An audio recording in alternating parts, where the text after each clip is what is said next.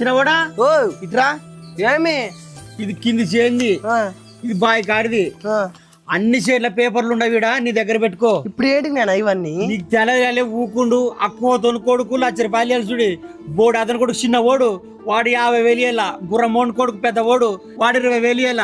అవట వల్ల పత్రాల పేపర్లు పెట్టలు పెట్టినా దాని తాళము గూట్లో ఉంచుడి. ఇప్పుడు ఇవల్ల ఏడినా ఇంటికి పెద్ద దొల్లేవాను అట్ట కాల్చి రేపు పొద్దున నన్ను పోతే ఇవల్ల చూసుకోవాల్సింది నువ్వే కదా.